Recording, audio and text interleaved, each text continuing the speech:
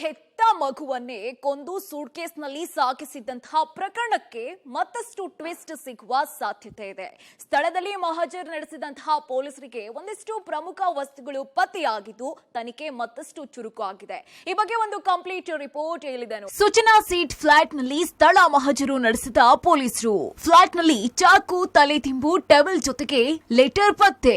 ಸೂಚನಾ ಸೇಠ್ ಗಂಡನ ಮೇಲಿನ ಕೋಪಕ್ಕೆ ಹೆತ್ತ ಮಗುವನ್ನೇ ಕೊಂದು ಸೂಟ್ಕೇಸ್ನಲ್ಲಿ ತುಂಬಿದ್ದ ಕೇಸ್ ಪ್ರಕರಣಕ್ಕೆ ದಿನಕ್ಕೊಂದು ಟ್ವಿಸ್ಟ್ ಸಿಗ್ತಾ ಇದೆ. ಪ್ರಕರಣ ಹೇಗೆ ಬೆಳಕಿಗೆ ಬಂತು, ಸದ್ಯಕ್ಕೆ ಏನೆಲ್ಲ ಪತ್ತೆ ಆಗ್ತಾ ಇದೆ ಅನ್ನೋ ಬಗ್ಗೆ ಹೇಳ್ತೀವಿ ಕೇಳಿ. ಎಸ್, ಮಗುವಿನ ಜೊತೆಗೆ ಗೋವಾಗೆ ಹೋಗಿದ್ದಂತಹ ಸೂಚನಾ ಸೇಠ್ ಗೋವಾದ ಸರ್ವಿಸ್ ಅಪಾರ್ಟ್ಮೆಂಟ್ನ ಫ್ಲಾಟ್ಗೆ ಹೋದ ವೇಳೆ ಮಗುವನ್ನ ಜೊತೆಗೆ ಕರ್ಕೊಂಡು ಹೋಗಿದ್ಲು. ಆದ್ರೆ ವಾಪಸ್ ಹೋಗುವಾಗ ಸೂಟ್ ಕೇಸ್ ಜೊತೆಗೆ ಒಬ್ಳೇ ಹೊರಗೆ ಹೋಗಿದ್ದಾಳೆ.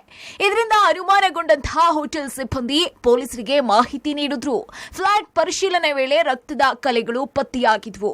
ಇನ್ನು ಈ ಬಗ್ಗೆ ಪೊಲೀಸರು ಪ್ರಶ್ನೆ ಮಾಡಿದ್ದಕ್ಕೆ ಇದು ಋತುಚಕ್ರದಿಂದ ಆದಂತಹ ಕಲೆ ಅಂತ ಸುಳ್ಳು ಹೇಳಿದ್ಲು.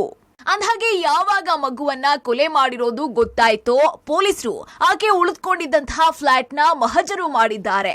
ಈ ವೇಳೆ ಫ್ಲಾಟ್ನಲ್ಲಿ ಟವಲ್, ತಲೆದಿಂಬು, ಚಾಕು, ಒಂದು ರೆಡ್ ಕವರ್ ಬ್ಯಾಗ್ ಪತ್ತೆಯಾಗಿದೆ. ಇದರ ಜೊತೆಗೆ ಪತ್ರವೊಂದು ಪತ್ತೆಯಾಗಿದೆ. ಇನ್ನು ಸೂಚನಾ ಸೇಠ್ ತನ್ನ ಪತಿ ಕಡೆಯಿಂದ ತಿಂಗಳಿಗೆ 2.5 ಲಕ್ಷ ಹಣ ಕೇಳಿದ್ಲು. ಆದ್ರೆ ಕೋರ್ಟ್ ಕೇಸ್ ಇತ್ಯರ್ಥವಾಗುವ ತನಕ ತಿಂಗಳಿಗೆ 20,000 ನೀಡೋದಕ್ಕೆ ಸೂಚನೆ ನೀಡಿತ್ತು. ಇದರಿಂದ ಕೋಪಗೊಂಡಂತಹ ಸೇಠ್ ಗಂಡನ ವಿರುದ್ಧ ಆಕ್ರೋಶ ವ್ಯಕ್ತಪಡಿಸಿ ಪತ್ರ ಬರೆದಿರೋದು ಪತ್ತೆಯಾಗಿದೆ. ಇನ್ನು ಗಂಡನ ಮೇಲಿನ ಕೋಪಕ್ಕೆ ಮಗುವನ್ನ ಉಸಿರುಗಟ್ಟಿಸಿ ಕೊಲೆ ಮಾಡಿರೋದು ಮಗುವಿನ ಪೋಸ್ಟ್ ಮಾರ್ಟಮ್ ರಿಪೋರ್ಟ್ನಲ್ಲಿ ಪತ್ತೆಯಾಗಿದೆ.